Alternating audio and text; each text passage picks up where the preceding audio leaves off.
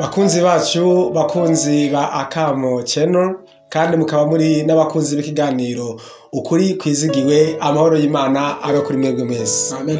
Reka twongere tubashimire cyane kuko turabona abantu muradukurikirana umunsi ku munsi, umwanya ku mwanya, ibiganiro byacu murabikunda kandi mukagira comment, mukagiye mukadutelefona mukatwereka ko mufise umuhate wo kutwitwararika cyane. Tugiriyeho ko dusaba imbabazi ku bantu bose baba bagira comment zabo mu kutubaza ibibazo, mugabo tukaba tutari bwashobore kushobora kubishura ibyo bibazo byanyu, ariko nibaza ko umunsi umwe inshallah bazokishurwa ibibazo byabo. Kubwizo rero mu bantu bagiye batwandikira cyane turi kumwe na mwene data ngaha Cishahayo Eri Moses.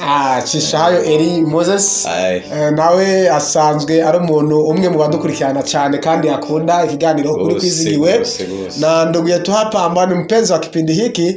Ni mbidi naye pia aweze kututafuta kupitia nambari ya simu, na hivyo tukampatia muda ili mradi afiki hapa, ili mradi aweze kuuliza swali lake vizuri, kwani tumezungumza naye kupitia comment, lakini pia akawa hajarizika, ikabidi afiki hapa.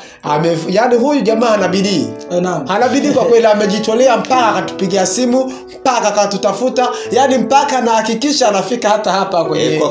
Kwa kweli mimi nataka kujua na wengine wajue. Ukweli ambao nataka kujua lazima na wengine wajue. Yani ni vyema watu wa Mwenyezi Mungu wajue swali ambalo niliuliza ili nijibiwe na wenyewe wajibiwe. Naam. Asante sana. Ndio hivyo, na ndio maana tuko hapa kwa ajili ya kuchangamka kwa ajili ya hilo swali la ndugu yetu hapa, na wengineo kama mtakuwa na swali hivyo zaidi, hata pia mnapewa muda kuja na kufika hapa kwa ajili ya kuzungumza na nini. Sisi tuko tayari kwa ajili ya kuzungumza na nyinyi ndugu wapenzi. Sijui sasa swali lako ndugu Eri ilikuwa na malengo gani, na ilikuwa naelekeza kufikia nini? Kiwango chawe cyari cyerekeje ni mpamvu y'ikibazo. Asante sana walimu wetu wanaongea Kiswahili kingi, lakini faida kwa hili mimi mtu wa Kongo hapo ngambo na ni Mrundi pia naweza nikaongea lugha ya Kirundi. Watu hapa wanashika vizuri kwa Kirundi, lugha ya taifa au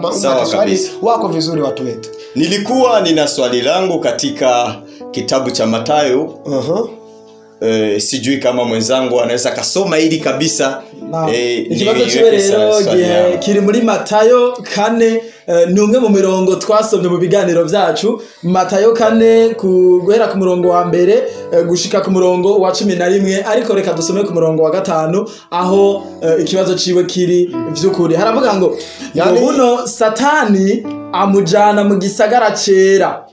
Buno Satani amujana mu gisagara cera. Acarigiye Satani yari karagerageza Yesu Kristo. Ngo Satani rero afata Yesu amujana mu gisagara cera, amuhagarika ku gatwe k'urusengero, aramubwira ati ni waba uri umwana w'Imana ikororere hasi, kuko vyanditswe ngo azokuragiza abamarayika biwe nabo bazokuramira mu maboko yabo, ngo kumbure ntutsitare kwibuye.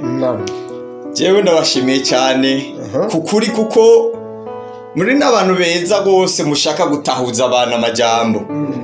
Ariko ikibanzo canje nyene kiraho nyene. Mbega ko dusoma batubwira ngo wosubiramo gato, haravuga ngo buno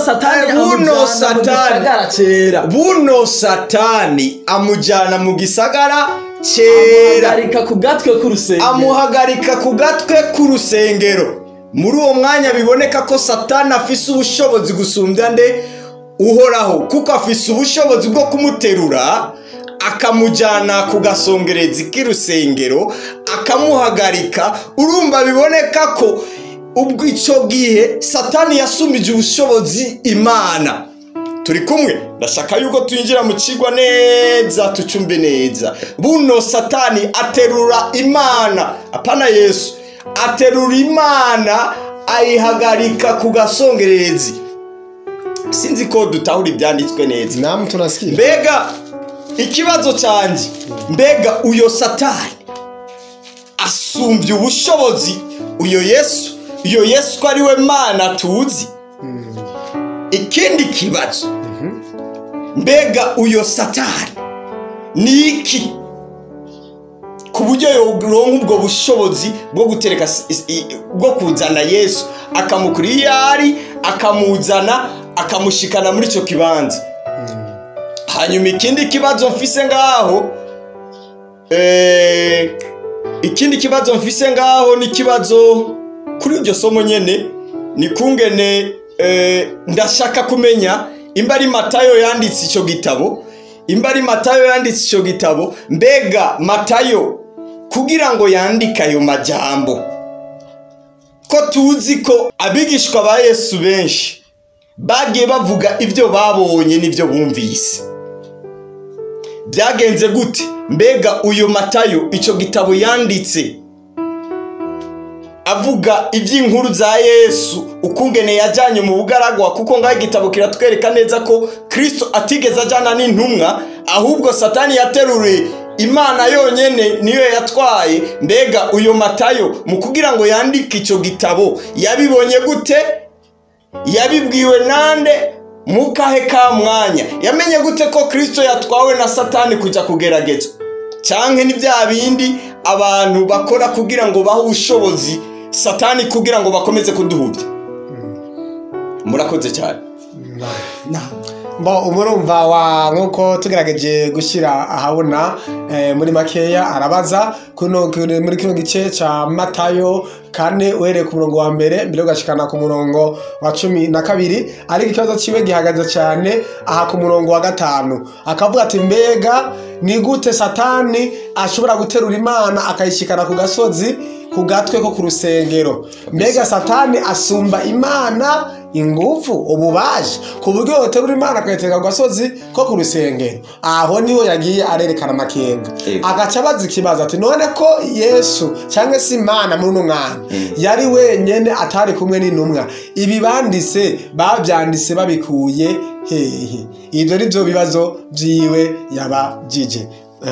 Elias muragize neza cyane, mwene data afise ibibazo byiza kandi yabajije ibibazo by'inkoramutima. Mu by'ukuri abantu twese dushobora kwibaza tukiyumvira, mbega vyagenze gute Satani ashobora kugira ububasha kuri Yesu Kristo Imana ku buryo ashobora gufata Yesu Kristo akamuterura akamuhagarika ku gatwe k'urusengero, hama agashobora gukora ivyo byose yakoze kumugerageza n'ibindi. Ariko kandi reka tumanze duhere kwanza inyishu yacu hano mu gitabo c'Abaheburayo 4 ku murongo wa 15, ahari amajambo avuga ngo, yani kitabu cha Waebrania 4 aya yake ya 15. Kwani swali lake huyu anataka kujua ni uwezo gani ambao Ibilisi anao wa kumchukua Isa al-Masihi ambaye amedhihirishwa kama Mungu, wa kujaribu Mungu na kumnyanyua, yani uwezo wa kujaribu Mungu na kumnyanyua, kumchukua akamnyanyua mpaka akamweka kwenye juu kabisa kule kwenye gode la kanisa. Huyu Ibilisi ana uwezo gani?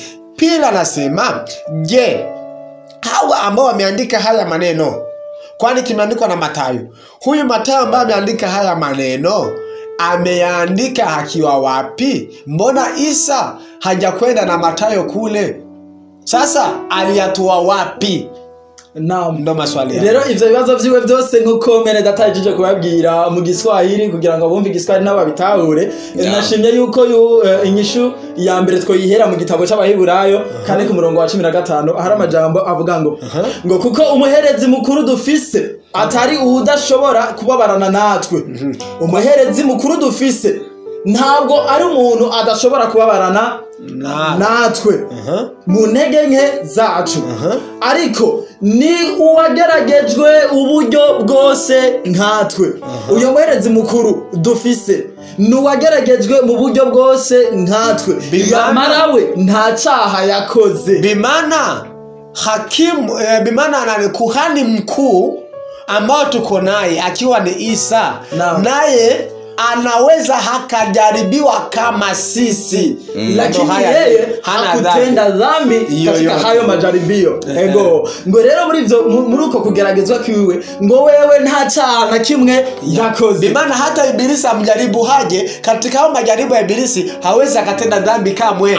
Yani Ibilisi hana uwezo wa kumtendesa dhambi katika ndasaba ko ico kwanza uno yatubajije amaza kwanza kumenya. Asante kwanza, mimi nawaelewa kabisa, ndiko ndabatora cyane kandi uko mugenda munsigurira ni byiza cyane, ariko ndacafise ikindi kibazo ngaho nyene.